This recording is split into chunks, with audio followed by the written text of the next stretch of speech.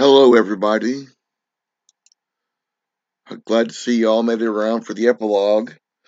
This will be the finale end of the Spelljammer Academy section.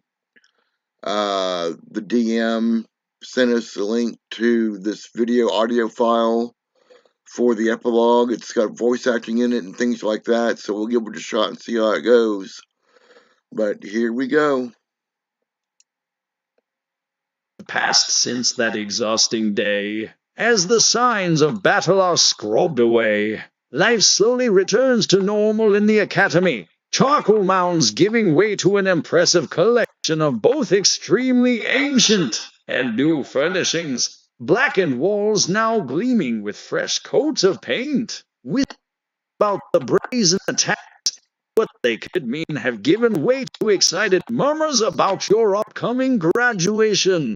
Despite earning what should have been a well-deserved break, your past weeks have been filled with almost constant training and chores. Even Wizpop, who has been a constant companion these weeks while assisting with chores just to be near his saviors, started splitting his time to help out in the storerooms out of curiosity over Mr. Blip and the other auto-gnomes. It seems like every time someone passes by they give him a friendly little wave which he excitedly returns. On the fourth day after your return, while scrubbing a small section of the sky dock under the blistering sun, you couldn't help but overhear a loud curse nearby. And irate boatswain Tardo was having a very heated discussion on the matter of your chores with Mert. The only part that you heard clearly of the argument was Mert booming. Somebody has to pay for this paint. Followed immediately by Tardo turning on her heel and storming down the staircase to the bridge, looking very much like she would like to feed Mert a large bowl of glass. There must have been some effect, though, as your training hours were reduced, immediately allowing you to get some much-needed rest. As you and your teammates reflect upon the happenings of your time at the academy, fragments of fanciful dreams are discussed. In one amusing one, a herd of space hamsters migrate to a giant apple as big as a planet. The hamsters are inside what looks like large soap bubbles. Some bubbles are small, with a single hamster, and some larger ones with whole families. Descending onto a planet completely blanketed in the colorful gases of wild space, the bubbles popping on contact with the surface and freeing the hamsters. Every day the hamsters wake up and then start grazing on the outer layers of the apple, and the planet shrinks a little more. You idly discuss that one over breakfast amongst yourselves, wondering what would happen if the hamsters ate the whole apple. In a darker dream, a massive, ominous eyeball made of stone stares at the dreamer from above. Everything else is a black void. The only sound is the ever-present chittering and sound of metallic insect legs scraping on stone, always from behind the dreamer. That dream came to an end with a huge glass needle erupting from the void and impaling the eyeball. Everything starts to shatter like glass. Sabady's scream comes out of nowhere. Molten lava pouring out of the eye's wound and melting away a very hippo-like figure. Everything then faded to black, but feeling like thousands of singular eyes were watching them from the darkness. Nobody had any comments on that one other than Fred, who replied with a "People are so weird. I love it." As the excitement of your recent journeys wears down, those dreams give way to ones of a more mundane variety. Why would anyone spend all night dreaming about scrubbing dishes? The night of your graduation is a particularly grand affair. The Academy administration decided to use this opportunity to throw a huge celebration to liven everyone's spirits. Colorful ribbons adorn every light post, and magical lights fill the sky. A dizzying array of scents permeates everything, as authorization was given for outside vendors to be allowed in to sell wares. In addition to the walkways of the sky dock, 3 galleon-class space jammer ships are docked in close proximity to each other. a network of large ropes and wooden bridges connecting them to each other and the dock. Streamers and decorations riddle the rigging of the ships, one of which appears to be used primarily for alcohol storage under the watchful eyes of the storeroom auto-gnomes. Scattered pockets of music and singing exist everywhere as musicians ply their craft. Suddenly, there's a commotion as one of the twin dock inspectors, Kip Whistle Slap, is bumped over the edge of the railing during a very rowdy ballad. After what seems an eternity, a rope ladder nearby starts swaying with everyone watching intently. Several pained moments later, a very disheveled and bruised Kip pulls himself back onto the dock and collapses staring at the sky, while Pick examines her brother for signs of life, a task she seems too familiar with. He hoists a single thumb into the air, signifying that he is indeed alive. "My brother!" Everybody, Pick shouts, followed by a very loud cheer. As the night wears on, the staff remembers there were other things to address and clears the way on a ship for Mert's speech. Boatswain Tardo dragging along an obviously inebriated old wolf. You and your fellow cadets are gathered onto the deck of the ship and stood before the Academy's staff. Mert spends a moment pacing and gathering his thoughts. Tardo secretly hoping that he doesn't embarrass himself any more than usual. Panning a look across the cadets, Mert freezes everyone around with 2 words. And simulation. A very pregnant pause is eventually disturbed by Tardo mouthing the word, "What?" to a look of recognition and embarrassment on Serthi's face. And simulation. Mert repeats, "The first time we had one of these after setting up the simulation decks, we thought we had made a mistake. After giving a very impressive speech, I asked one of the graduating cadets if they had any words. He turns to look at Serth. You said in simulation, like it was some kind of training exercise. Turns out the magic was a little funny at first and we had to make a few changes. Took us a while to get poor Serth right again. Their eyes never did change back, but that really stuck with me. Now when things get too fanciful, or too terrifying and I don't know what to do, I'll say in simulation. This serves to remind me that no matter what I do, I should give my all because if I don't then there is no safety net." He grins suddenly. "Besides, maybe I'll get lucky and I'll be in one after all." Seth looks somewhat mortified at this retelling. However, even they have had quite a few drinks by this point and wave it away. "You were a sloppy lad after your first training exercise. But look at you. Saved my bacon at least once that very day. Sure, I could have handled a few Niaji myself. But the important thing is I didn't have to." As he says this, you notice how pampered and freshened he looks, making you realize that he must have slipped off and made use of his magical wardrobe while preparations were being made. His small bear of a dog Bruno sits nearby, sloppily lapping at a bowl of stew and beer that Mert set aside for him. A shiny new bottle hangs off his collar, slowly getting covered in rivulets of stew. "Well, that's not the introduction we would have you make to the Academy on your first day. You kept a cool head and, well, you excelled in your mission training. Despite a case of sabotage, you still completed all of your mission objectives and were able to keep cool heads. What's more, your help was invaluable to determining how the sabotage occurred. Your first real mission was definitely eventful, taming the remnants of a tyrant ship. Had we known it had been scuttled due to those mechanical bastards, we might have left it alone. As is, you were somehow able to prevail and complete your mission." He suddenly looks a bit sad. "Too bad it cost us my favorite cook, but that can't be blamed on you. To be honest, we were worried that Hakatha might be beyond you.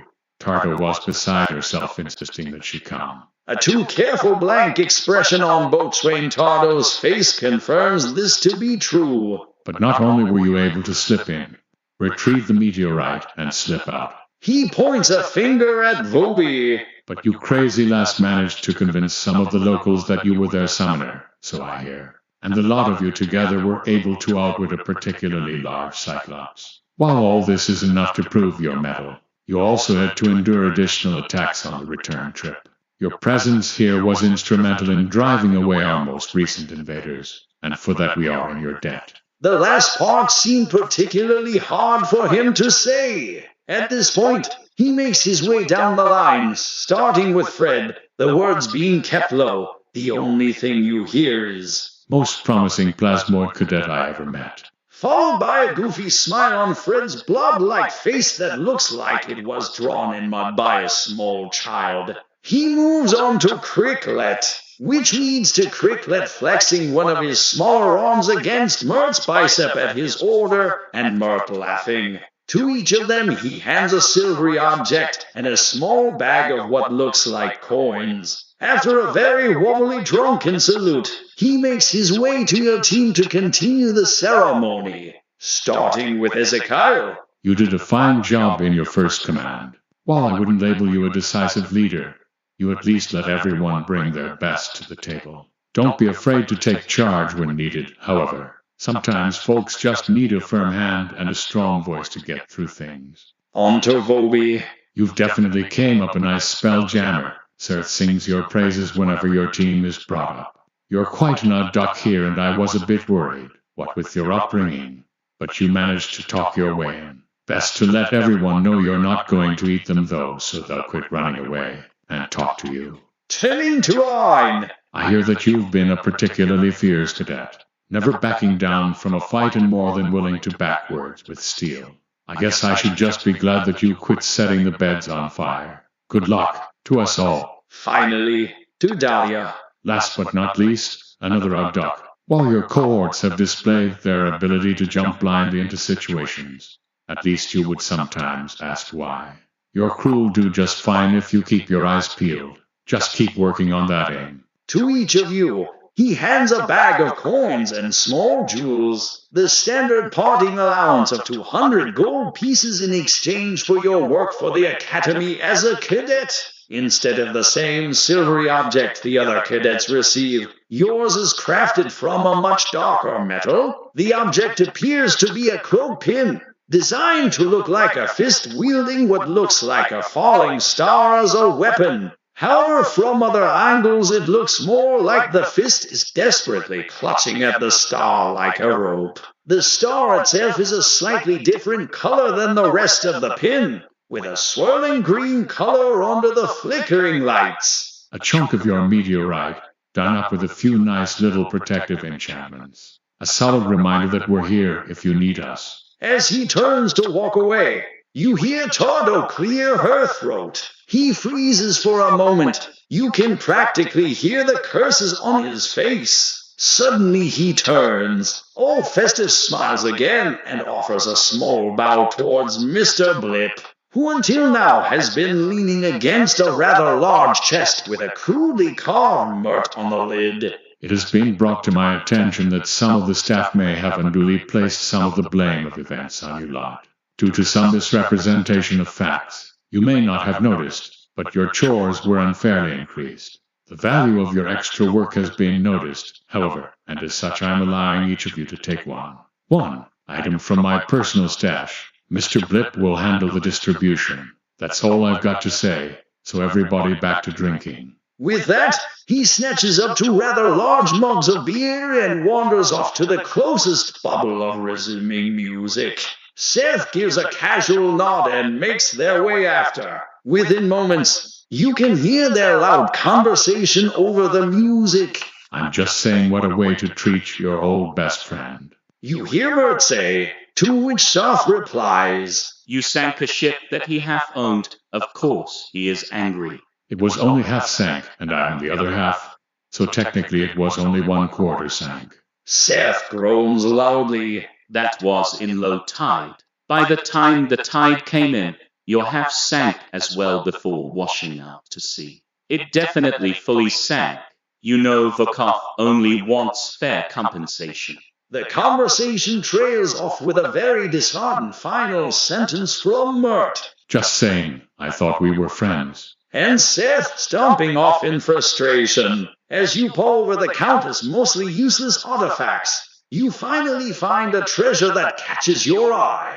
You start to feel bad for taking it at first, but then think to yourself, at least I'll be able to put it to use as you thoroughly examine your new prize. In the meantime, Mr. Blip is answering your friend's questions. His oddly precise metallic voice sounding facts about artifacts that they pull out one at a time, until one by one everyone finally makes their selections. You offer a deep bow to Mr. Blip for his assistance, to which he responds with a very startling, Thank you. over the next several hours, the festivities wear down. After a very heated exchange with a testy and extremely loud hobgoblin, I'm going to kick your ass for that week in the brig, Voby. you decide that it's time to turn in. As you're making your way to your soon-to-be former quarters, you're forced to wait for a very large dog dragging an even larger and very drunk man across the hall. The man mumbling good boy over and over. You spend this time thinking about all of the strange places and things you've seen in such a short stay here. The new friends you met and made here. The bizarre situations you found yourself in. The tragic and the traitorous. And brave new allies made along the way. Hey, you guys are all right. You hear Mud mumbling as his head disappears around the corner, shaking yourself out of your thoughts. You continue on to your quarters and turn in. You are to report to an assigned locale for inspection of discrete Spelljammer facilities as well as a recruitment drive. During this time, you're to decide if you would like to stay with the Spelljammer Academy in the official capacity, participate in their placement program to get boarded with a private company, strike out on your own, or perhaps just return to a life of normalcy. Your time at Spelljammer Academy is over. The promise of a new adventure awaits in Neverwinter, your assigned city to the north. Boatswain Tardo gnaws on her cigar as she bids you farewell. Don't forget to write. She says with a grin.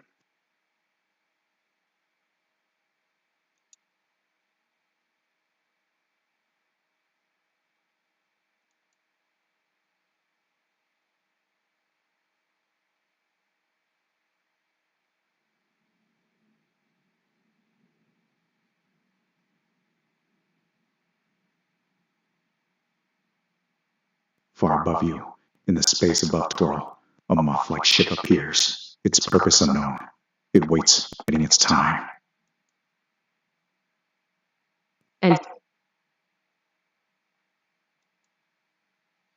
Okay, so that was the epilogue with a nice little after credit scene by Sean. If you've come this far, if you could like the video, subscribe to see when we come out. We post about once every week. We won't be posting next week since we're taking a break from Spelljammer Academy and moving on to the original module. And yeah, just give us a like, comment if you